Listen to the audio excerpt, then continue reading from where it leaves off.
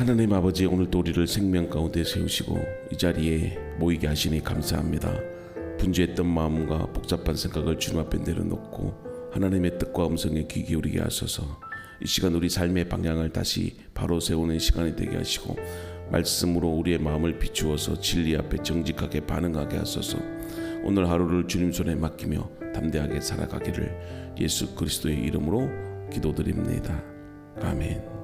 7장 1절에서 27절입니다. 제17장. 아브라함이 99세 때 여호와께서 아브라함에게 나타나서 그에게 이르시되, 나는 전능한 하나님이라. 너는 내 앞에서 행하여 완전하라. 내가 내 언약을 나와 너 사이에 두어 너를 크게 번성하게 하리라. 아브라함이 엎드렸더니 하나님이 또 그에게 말씀하여 이르시되, 보라, 내 언약이 너와 함께 있으니 너는 여러 민족의 아버지가 될지라. 이제 후로는 내 이름을 아브라함이라 하지 아니하고 아브라함이라 하리니 이는 내가 너를 여러 민족의 아버지가 되게 함이니라. 내가 너로 심히 번성하게 하리니 내가 네게서 민족들이 나게 하며 왕들이 네게로부터 나오리라. 내가 내 언약을 나와 너 및 네 대대 후손 사이에 세워서 영원한 언약을 삼고 너와 네 후손의 하나님이 되리라. 내가 너와 네 후손에게 네가 거류하는 이 땅 곧 가나안 온 땅을 주어 영원한 기업이 되게 하고 나는 그들의 하나님이 되리라. 그런즉 너는 내 언약을 지키고 내 후손도 대대로 지키라. 너희 중 남자는 다 할례를 받으라. 이것이 나와 너희와 너희 후손 사이에 지킬 내 언약이니라. 너희는 포피를 베어라. 이것이 나와 너희 사이의 언약의 표징이니라. 너희의 대대로 모든 남자는 집에서 난 자나 또는 너희 자손이 아니라 이방 사람에게서 돈으로 산 자를 막론하고 난 지 8일 만에 할례를 받을 것이라. 너희 집에서 난 자든지 너희 돈으로 산 자든지 할례를 받아야 하리니 이에 내 언약이 너희 살에 있어 영원한 언약이 되려니와 할례를 받지 아니한 남자 곧 그 포피를 베지 아니한 자는 백성 중에서 끊어지리니 그가 내 언약을 배반하였음이니라. 내 아내 사례는 이름을 사례라 하지 말고 사라라 하라.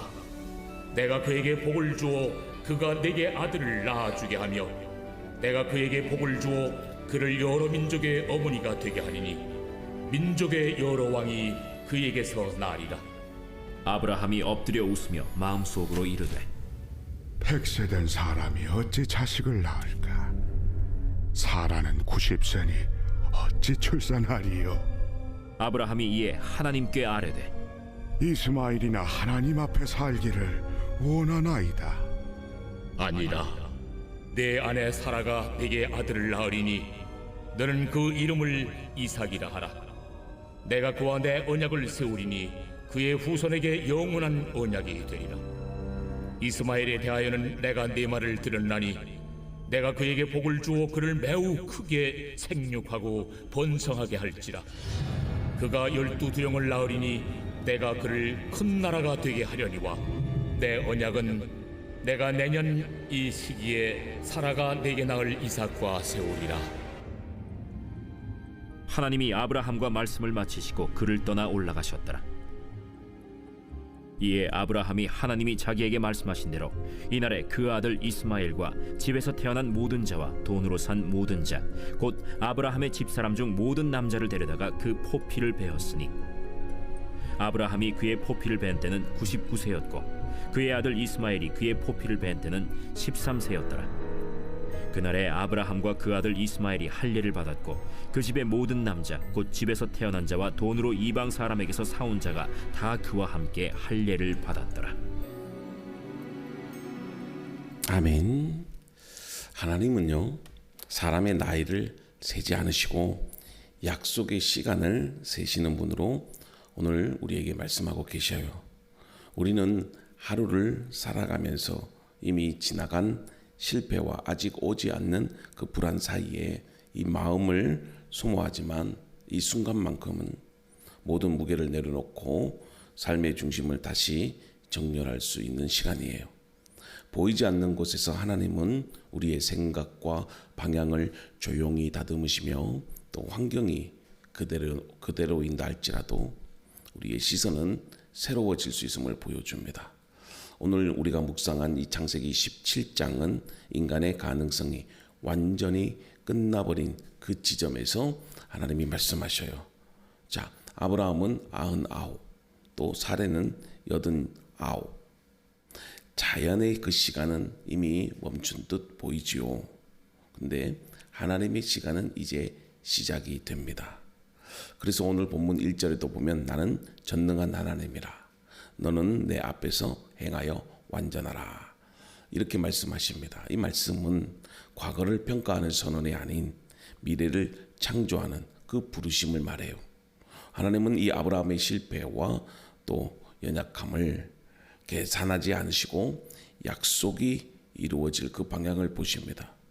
히브리서가 말했듯이 믿음은 바라는 것들의 실상이며 아직 보이지 않는 것을 이미 받은 것처럼 사는 능력이라고 히브리서 11장 1절에 말씀하잖아요. 그래서 믿음은 가능성의 확장이 아니고 하나님의 그 말씀에 의해 새롭게 시작되는 그 삶의 좌표입니다. 오늘 이 자리에서 우리의 현실이 아니라 하나님의 그 약속이 우리의 인생의 기준이 되는 그런 시간이 되기를 바랍니다. 자, 5절 말씀 함께 묵상합니다. 내 이름을 아브라함이라 하지 않고 아브라함이라 하리니 내가 너로 여러 민족의 아버지가 되게 함이니라. 자, 지금 하나님께서 아브라함에게 새 이름을 주시는데요. 이것은 단순한 호칭의 변화가 아니고 그가 하나님 안에서 새롭게 또 그의 존재가 이렇게 창조되었다는 것을 말하고 있어요. 자, 하나님은 그의 과거가 아니라 그의 미래를 부르고 계시는 겁니다. 지금 아브라함은 여전히 자식 하나 없는 99세의 노인이고 또 그의 몸과 상황은 아무것도 변한 것이 없지만 하나님은 입술에서 이렇게 나온 그 이름은 그의 인생을 전혀 다른 방향으로 규정하고 있었던 거죠. 하나님은 이 현실을 기준으로 부르지 않으시고요. 약속을 기준으로 부르시는 분이기 때문이에요.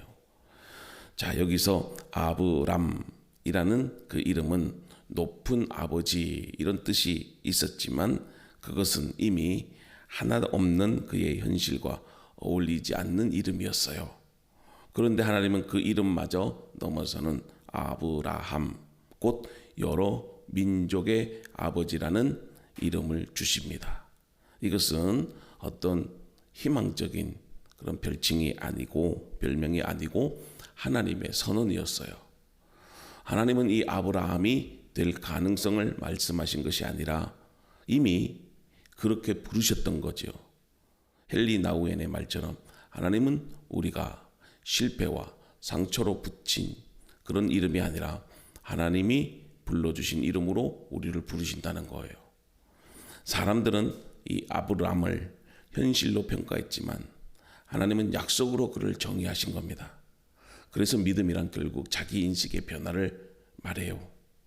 나는 여전히 부족하고 늙고 한계가 많은 존재일지라도 하나님이 나를 어떻게 부르시는지를 그것을 그대로 받아들이는 것이 믿음이에요. 하나님은 우리의 실수와 또 과거의 그 이름표를 달지 않으시고 앞으로 이루어질 그 일을 그 이름으로 붙이십니다. 오늘도 하나님은 우리의 삶 위에 옛 이름을 지우고 부르심과 약속으로 된 새 이름을 쓰고 계십니다. 그 이름을 우리가 받아들이는 순간 우리의 인생은 비로소 하나님의 그 이야기 속으로 들어가게 되지요. 자, 하나님의 언약은 결국 인간의 한계를 넘어서는 것을 보게 되는데, 자, 하나님은 아브라함과 또 사라 앞에서 인간의 한계를 정면으로 건드리십니다. 자, 19절 말씀, 사라가 내게 아들을 낳으리니 그 이름을 이삭이라 하라. 자, 이 말씀은 단순한 위로가 아니라 불가능을 향한 하나님의 주권적 선언이에요. 그들은 이미 생물학적 가능성이 끝난 그 나이에 이르렀습니다. 그들의 몸은 더 이상 생명을 만들어낼 수 없는 상태였어요. 그러나 하나님은 바로 그 자리에서 생명을 약속하십니다. 이것은 어떤 희망을 조금 더 주는 그런 위로의 말이 아니라 전혀 새로운 현실을 창조하시는 하나님의 말씀이에요. 하나님의 약속은 가능한 것에 대한 기대가 아닙니다. 바로 인간의 한계를 넘어서는 하나님의 능력에서 출발해요. 그래서 하나님은 우리가 할 수 있는 것을 도와주는 분이 아니라 우리가 할 수 없는 것을 시작하는 분이에요. 아브라함과 사라는요, 자신의 몸을 바라볼 때에 웃을 수밖에 없었습니다. 근데 하나님은 그 웃음마저도 이삭이라고 하는 그 이름으로 약속을 해주신 거잖아요. 인간의 계산은 여기서 멈추지만 하나님의 언약은 바로 이 자리에서 시작이 됩니다. 그래서 하나님의 이 약속은 우리의 나이, 능력, 과거의 실패 위에 만들어지지 않고 오직 하나님의 그 전능하심 위에서 시작이 됩니다. 오늘 우리의 삶에도 이미 포기해버린 영역들이 있지 않습니까? 더 이상 변화는 나타나지 않을 것 같고 다시는 생명이 피어나지 않을 것 같은 그 자리들이 있을 수가 있어요. 그러나 하나님은 바로 그 포기한 자리에 약속을 행하시는 분입니다. 여러분들이 끝났다고 말하는 곳에서 하나님은 새로운 시작을 여시는 거죠. 믿음이란 가능성을 붙드는 게 아니에요. 불가능한 속에서도 여전히 말씀하시는 하나님, 그 전능하심을 신뢰하는 겁니다. 자, 하나님의 약속을 들은 이 아브라함이 그 말씀을 마음에만 간직하지 않았어요. 자, 23절을 보면은요, 아브라함이 하나님이 말씀하신 대로 그의 집의 모든 남자를 할례를 행하였더라. 자, 이 기록은요, 그의 믿음이 얼마나 구체적인지를 보여주는 말씀인데요. 여기서 할례는 단순한 의식이 아니라 육체에 새겨지는 하나님 언약의 표시였고 동시에 고통과 위험을 감수하는 순종이에요. 그러나 아브라함은 망설이지 않습니다. 그는 하나님의 약속을 들은 그 날로 그 시간 그때 즉시 행동합니다. 여러분, 믿음은 감정의 고조나 어떤 종교적 결심이 아니에요. 하나님의 말씀 앞에서 실제로 그것이 고통이고 힘들어도 삶의 방향을 바꾸고 순종하는 결단입니다. 보네퍼의 말처럼요, 순종 없는 믿음은 믿음이 아니에요. 아브라함은 하나님이 주신 그 새 이름과 약속을 자신의 몸과 가정과 삶 속에 깊이 새겨 넣은 겁니다. 단지 의식이 아니고 하나님의 그 약속을 새겨 넣은 거예요. 말로만 믿겠습니다 라고 고백한 것이 아니고 가장 아프고 부담되는 그 자리에서 그 믿음을 증명한 겁니다. 그래서 그의 믿음은 생각에만 머물지 않고 삶으로 기록이 된 거죠. 오늘 우리의 믿음은 어디에 머물러 있는지 돌아볼 수 있기를 바라요. 하나님이 그 말씀 앞에서 여전히 미루고 있는 순종은 없는지 살펴보세요. 때로는 두려움 때문에, 염려 때문에 뒤로 미루고 있는 그런 약속은 없는지 스스로에게 물어보시기를 바랍니다. 하나님의 약속을 진짜로 믿는 사람은요, 그 약속을 삶의 선택과 순종 안에 새겨넣습니다. 믿음은 표식이 아닙니다.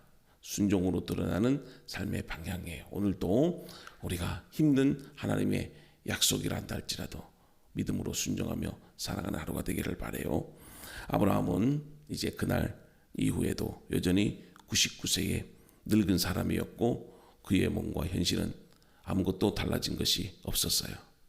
그러나 그는 더 이상 옛 이름의 사람이 아니었습니다. 하나님께서 불러주신 그 약속의 이름을 가진 사람이 되었기 때문입니다. 사람의 눈에는 여전히 늙고 연약한 아브라함이었지만 하나님의 눈에는 이미 여러 민족의 아버지가 되는 아브라함이 서 있었던 겁니다. 하나님은 오늘도 우리의 과거의 실패와 한계를 부르지 않고 하나님이 주신 그 부르심으로 부르십니다. 우리가 스스로에게 붙여온 옛 이름이 아니라 하나님이 선언하신 새 이름으로 여러분들을 바라보시는 거예요. 그리고 그 부르심은 단순한 위로가 아닌 새 믿음과 새 인생, 새 역사가 시작되는 하나님의 선언입니다. 그 이름을 우리가 받아들이는 그 순간 우리의 삶은 더 이상 과거에 묶이지 않아요. 하나님의 약속이 이끄는 미래로 나아가게 됩니다. 그런 은혜로 오늘 하루도 살아가는 저와 여러분들이 되기를 주님의 이름으로 축복합니다. 하나님, 오늘 창세기 27장의 말씀을 통해 우리를 새 이름으로 부르시는 주님의 음성을 듣게 하시니 감사드립니다. 나이와 실패, 한계로 스스로를 규정해왔던 우리의 생각을 내려놓고 하나님이 선언하신 그 부르심과 약속 위에 다시 서기를 원해요. 아브라함을 여러 민족의 아버지로 부르셨던 그 은혜가 오늘 우리 각자의 삶에도 새겨지게 하옵소서. 불가능해 보이는 현실 앞에서도 약속을 포기하지 않으시는 하나님, 우리의 몸과 형편이 아니라 하나님의 전능하심 위에 인생을 얹을 수 있도록 도와주소서. 우리가 이미 포기해버린 자리, 다시는 생명이 일어나지 않을 것 같았던 그런 자리에서도 하나님은 여전히 일하고 계심을 믿습니다. 절망되신 신뢰로 오늘을 살아가게 하소서. 주님, 아브라함이 할례로 믿음을 삶에 새겼듯이 우리도 말씀을 듣는 데서 멈추지 않고 순종으로 응답하게 하소서. 미루어 두었던 결단, 두려워서 피했던 순종의 자리를 주님의 은혜로 다시 향하게 하시고 우리의 믿음이 말이 아닌 삶으로 증명되기를 원합니다. 오늘도 과거가 아닌 부르심으로 우리를 정의하시는 하나님께 우리의 이름과 인생을 맡깁니다. 새 믿음으로, 새 방향으로, 새 역사 속으로 걸어가게 하시며 하나님의 약속이 우리의 삶 속에서 살아 움직이게 하옵소서. 오늘도 하나님, 우리를 부르시는 하나님의 음성에 믿음으로 나아가기를 원합니다. 오늘도 선교지와 또 선교사님들, 그리고 가정과 자녀들, 또 열방을 향하여, 북한을 향하여 기도합니다. 오늘도 이름 없이, 박수도 없이 오직 복음 하나로 열방의 그 어두운 땅을 밝히고 있는 선교사님들을 주님의 손에 올려드리오니 국경과 문화, 언어와 위험을 넘어서 복음을 들고 나간 모든 주님의 종들을 주님께서 친히 기억해 주셔서 외롭고 낯선 땅에서 하루하루를 버텨내는 그들의 수고가 헛되지 않음을 믿습니다. 사람의 인정이 아닌 하늘의 위로로 그들의 마음을 채워주소서. 선교지의 현실을 주님께 맡겨요.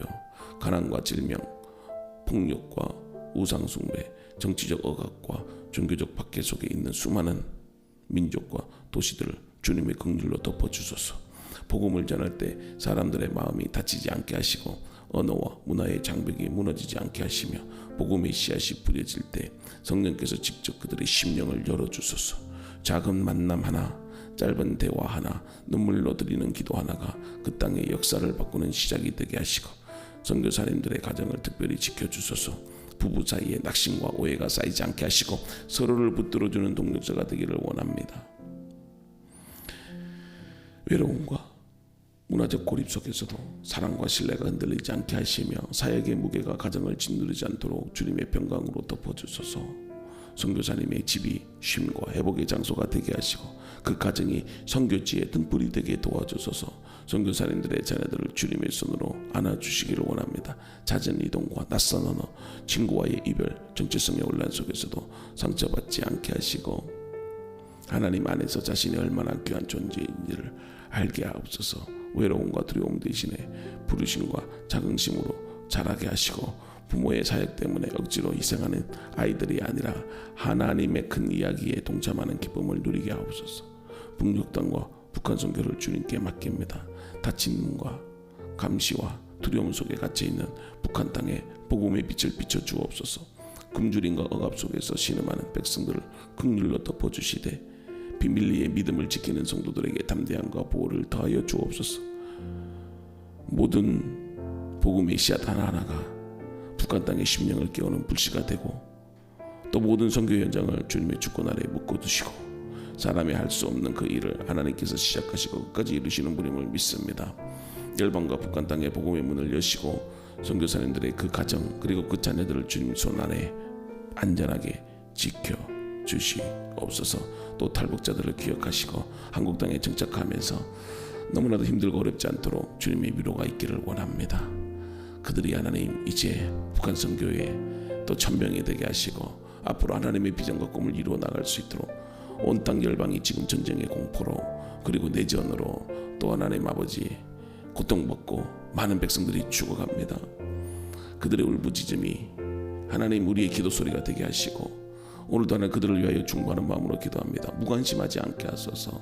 세상을 바라보면서 우리의 기도 제목을 발견하게 하시고 그들의 아픔이 곧 우리의 아픔이고 우리의 모습임을 깨닫습니다. 수많은 사람들의 희생과 노력으로 이 땅의 민주화가 이루어졌고 우리가 이렇게 자유를 누리게 되는 것입니다. 하나님, 전 세계에 또 종교적인 핍박, 또 여러 가지 민주화에 대한 요구, 그로 인한 정치적인 갈등, 아픔, 상처, 너무나 다른 고통 가운데 있는 수많은 백성들을 위로해 주소서. 그들을 불쌍히 여겨 주소서. 우리가 기도하겠습니다. 하나님, 이제 담임 목사님 오늘 또 이렇게 말레이시아에서 귀국하게 되십니다. 또 귀국하는 그 여정과 또 하나님 시간 속에서 하나님이 지키시고 또 우리 홍석국 목사님 건강하게 또 무사히 한국까지 돌아올 수 있도록 마지막까지 최선을 다하여 또 하나님께 간구하며 기도하오니 주님께서 도와주시옵소서. 힘들고 어려운 여정이지만 하나님께서 지켜주셨습니다. 모든 것이 하나님의 은혜였습니다. 하나님 그 선교 현장을 통해서 깨달았던 그 하나님 주님의 놀라우신 은혜를 우리가 잊지 않고 기억하게 하시고 또 우리 교회가 또 이렇게 한 주간도 은혜로운 가운데 또 하나님 주님 지켜주셔서 감사드립니다. 앞으로도 이 교회를 통해서 우리 교회가 하나님의 비전과 꿈을 이루는 그리고 정말 사랑으로 하나 되는 선교적 교회가 될 줄로 믿습니다.